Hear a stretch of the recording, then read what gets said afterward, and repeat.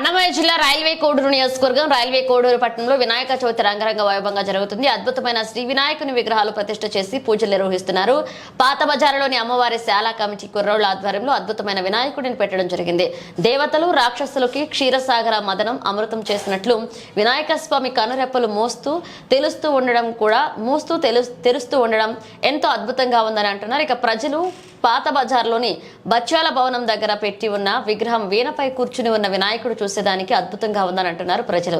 కొత్త బజార్లోని పిల్లరాముల వారి గుడి దగ్గర ఉన్న కమిటీ కుర్రవాళ్లు ప్రతిష్ఠించిన వినాయకుని విగ్రహం సాగరములో 16 శిరస్సుల నాగసర్పంపై కృష్ణుడి ఆకారంలో ఉన్న వినాయకుడు శివలింగం అభిషేకం చేసినట్లుగా విక్రమ్ పెట్టిన మండపం అంతా పచ్చదనం ఉండడంతో అందరూ ఎంతో అద్భుతంగా చూస్తున్నారు. రైల్వే కోడూరు పట్టణంలో లావా థియేటర్ వెనకాల వీధిలో అద్భుతంగా వినాయక చవితి నిర్వహించుకుంటున్నారు. ఆ వీధిలో ఉన్న వారందరూ 3 రోజులు అన్నదాన కార్యక్రమాన్ని అక్కడే ఏ ఇంటిలో అన్నం చేసుకోకోకుండా రోజులు అక్కడే భోజనం చేయాలని కండిషన్ పెట్టడం జరిగింది. కమిటీ పెద్దలు మాట్లాడుతూ విజయవాడలో జరిగిన సంఘటన చాలా బాధాకరమని, వినాయక చవితి మనస్ఫూర్తిగా జరుపుకుంచుకోవాలని, విజయవాడ వరద బాధితులు తొందరగా కోలుకోవాలని వేడుకున్నారు.